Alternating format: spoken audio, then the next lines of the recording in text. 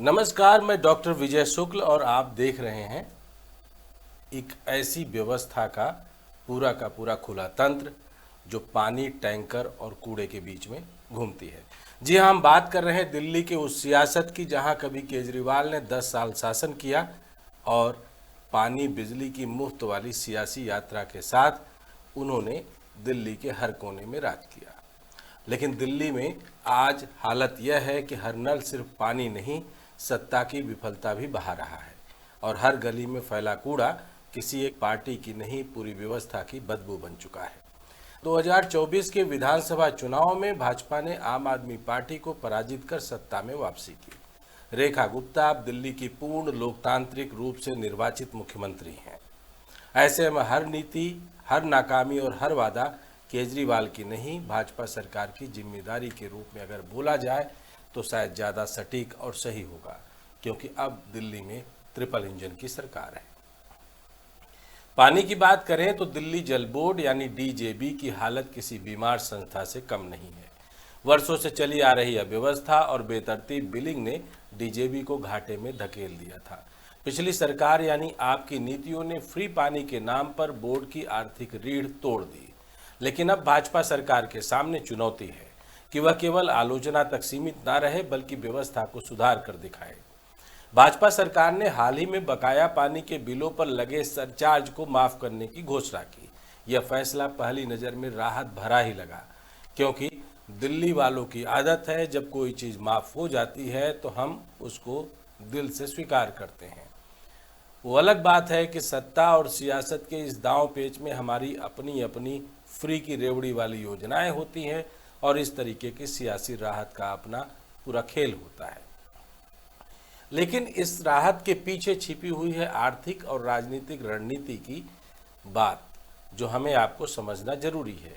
यह केवल माफ़ी नहीं है, यह बैलेंस शीट की सफाई और पुरानी सरकार की विफलताओं को खुद से अलग करने की एक राजनीतिक तरकीब भी है।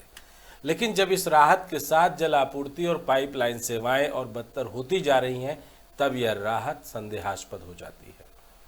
आज दिल्ली की कई कॉलोनियों में नियमित जलापूर्ति बाधित है और इस जगहों पर टैंकर माफिया फिर से सक्रिय होता दिख रहा है। डीजेबी की आधिकारिक आपूर्ति विफल हो रही है और वहां निजी टैंकर 3-4 गुना दामों पर पानी बेच रहे हैं। सवाल उठता है, क्या यह सचमुच मरम्मत और तकनीकी खामी है या जानबूझकर की जा रही जल व्यवस्था की असफलता है, जिससे टैंकर कारोबार को बढ़ावा दिया जाए। यही टैंकर राज पहले आप सरकार पर सबसे बड़ा आरोप था, अब वही माफिया नए चेहरे के साथ नई सरकार की छाया में लौटता नजर आ रहा है। अगर भाजपा सरकार वाकई में पारदर्शिता और सुशासन की बात करती है तो उसे जल बोर्ड और टैंकर सप्लाई पर तत्काल प्रभाव से सार्वजनिक ऑडिट और जीआईएस ट्रैकिंग लगानी होगी। पर कुल मिलाकर खेल अभी इस हद तक है कि डीजेबी में बकाया पड़े हुए बिलों को सरचार्ज के बहाने वसूली की पूरी तैयारी की जाए। सरचार्ज की माफ़ी के बाद हो सकता है कि दिल्ली की जनता डीजेबी के पुराने बकाया बिलों को भर दे, या हो सकता है कि सरचार्ज का पूरा आंकड़ा इतना बड़ा हो जो डीजेबी को घाटे में झोंकने जैसा हो, क्योंकि सरकारों ने मुफ्त के नाम पर इन सरचार्ज की पूरी ऐसी एक व्यवस्था अपने ऊपर लाद ली जो किसी भी ऑडिट में डीजेबी को घाटा दिखाए। तो शायद सरकार को इस घाटे से थोड़ी निजात दिलाने के लिए यह राहत वाला पूरा खेल खेला गया है कि बैलेंस शीट थोड़ी हल्की दिखे और सरकार इस पे 1 साल बाद यह घोषणा कर सके कि हमने डीजेबी को घाटे से उबार दिया। बहरहाल, डीजेबी पर ज़्यादा ज्ञान देने की बजाय हम इसके समानांतर एक और बड़े संकट की बात कर रहे हैं। कूड़े के पहाड़ तो आपको याद होंगे, जिसके ऊपर लगातार केजरीवाल पर हमला किया जा रहा था और केजरीवाल एमसीडी पर हमलावर थे। लेकिन बाद में यह कूड़े के पहाड़ चुनाव खत्म होने के बाद कहां गायब हो गए और कितने साफ सुथरे हो गए, इसका दिल्ली की जनता को न अब पूछने का मन है और न समझने का इरादा, क्योंकि अब सरकारें बदल चुकी है और दिल्ली में अब कूड़े का राज है। दिल्ली नगर निगम, जो अब भाजपा के सीधे नियंत्रण में है, इन दिनों कचरा प्रबंधन में पूरी तरह फेल होता दिख रहा है, या यूं कहें कि फेल होने की पूरी व्यवस्था को दिखाने का प्रयास कर रहा है। कूड़ा उठाने के पुराने टेंडर समाप्त हो चुके हैं और नए टेंडर अब तक जारी नहीं किए गए। इसकी वजह से नालियों में कूड़ा बह रहा है, बारिश में बदबूदार पानी सड़कों पर फैला है, और मच्छर संक्रमण और महामारी के खतरे ने जनता का जीना मुश्किल कर दिया है। यह सब तब हो रहा है जब बारिश है और यह कूड़ा उस जगह पार्क किया जा रहा है जहां पर दिल्ली वाले अपने गाड़ियां पार्क करते हैं।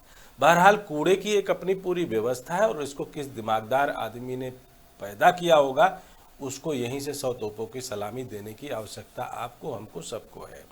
क्योंकि दिल्ली के अंदर आप कूड़े की व्यवस्था को बड़े साफ सुथरे ऑर्गेनाइज तरीके से देखेंगे। जहां स्कूल वहीं कूड़ा घर, जहां अस्पताल वहीं कूड़ा घर, जहां बाजार वहीं कूड़ा घर। यानी कूड़े घर को एक जानबूझकर के व्यवस्था के साथ लोगों के बीच में रखा गया है, जिससे दिल्ली आने वाले लोग और लाजपत नगर जैसे मार्केट में घूमने वाले लोगों को यह पता चलता रहे कि हेमू कालानी विद्यालय के साथ साथ मार्केट के बीच में एक कूड़ा घर है जो आपके ओजस को बढ़ाता है। भारतीय जनता पार्टी हो सकता है ट्रिपल इंजन की सरकार में इस पुराने ओजस को खत्म करने की व्यवस्था की तरफ अग्रसर हो, ऐसा भी हो सकता है, लेकिन यह सब केवल प्रक्रिया में है कहकर टाल देना जनता की समझ का अपमान होगा। यदि निगम में पारदर्शिता और दक्षता होगी तो टेंडर प्रक्रिया महीनों से लटकती मिलेगी। इससे यह साफ होता है कि या तो एमसीडी में अभी भी भ्रष्ट अफसरशाही का बोलबाला है या फिर नई सरकार व्यवस्था संभालने में पूरी तरह विफल रही है। क्योंकि अगर सिस्टम ट्रांसपेरेंट बना तो यह लेट लतीफ़ी अपने आप गायब हो जाएगी। लेकिन अब चूंकि एमसीडी के ऊपर लाइसेंस की और व्यवस्थाएं आ गई हैं, तो शायद अब एमसीडी लाइसेंस राज के अपने पुराने दिनों को याद करके थोड़ा खुश हो रहा होगा और कूड़े के टेंडर को अभी आगे बढ़ाने की मुद्रा में शायद ना हो, क्योंकि बारिश है, बारिश सभी कूड़े को बहाकर कहीं न कहीं ठिकाने लगा ही देगी। बदबू आती है तो गाड़ी पार्क करने वाले और वहां से गुजरने वाले रह गुजर इस बात के जिम्मेदार होंगे और वही देखें। बहरहाल लोकल पार्षद कहीं न कहीं अपनी इज्जत बचाने के लिए जेसीबी लगाकर कूड़े का ठिकाना सप्ताह भर में 10 दिन में जरूर कर रहे हैं, लेकिन 10 दिन तक फैली हुई बीमारी और उसकी बदबू का जो ये पूरा का पूरा तांडव है, इसको शायद वो लोग महसूस नहीं कर पा रहे होंगे। बहरहाल यह कोई पार्टी विशेष की आलोचना नहीं है, बल्कि सच्चाई का आईना है। भाजपा को अब यह कहने का हक नहीं है कि हम पुरानी सरकार की गंदगी साफ कर रहे हैं। अब सत्ता आपकी है, प्रशासन आपका है और हर गलती भी आपकी ही गिनी जाएगी। रेखा गुप्ता की सरकार को यह समझना होगा कि दिल्ली के नागरिक अब नारों और वादों से नहीं, सेवा और सिस्टम से जवाब चाहते हैं। अगर आप सरचार्ज माफ कर राहत देते हैं तो पानी भी नियमित होना चाहिए। अगर आप सफाई व्यवस्था की बात करते हैं तो कूड़ा उठाने का काम प्राथमिकता होनी चाहिए, ना कि टेंडर प्रक्रिया की लचरता। दिल्ली आज जिस दौर से गुजर रही है वह केवल मौसम या संसाधन की समस्या नहीं है, यह राजनीतिक इच्छा शक्ति की असल परीक्षा है। और इस परीक्षा में अब कोई बहाना नहीं चलेगा, क्योंकि जब जनता वोट देती है तो वह केवल सरकार नहीं, जवाबदेही सौंपती है। अब अगर पानी ना आए, टैंकर राज लौटे और गलियों में कूड़ा सड़े, तो दिल्ली वाले अब पूछेंगे कि सरकार बदल गई तो हालत क्यों नहीं बदले। यह सवाल अब आपके लिए नहीं, भाजपा के लिए है, और इसका जवाब सिर्फ घोषणा से नहीं, जमीन पर साफ दिखने वाली व्यवस्था से देना होगा। अगर कुछ ऐसा बुरा लगा हो जो आपकी सनातन व्यवस्था में और पार्टी की विचारधारा से गलत हो, तो भूल चूक माफ और आगे बढ़ते रहिए और कूड़े की अपनी बदबू के साथ टेंडर होने का इंतजार करने के लिए दिल्ली की सभी जनता को तैयार होकर मुंह बंद करके आगे बढ़ना चाहिए, क्योंकि यहाँ पर ट्रिपल इंजन की सरकार है और कूड़े का राज है। जय हिंद, जय भारत।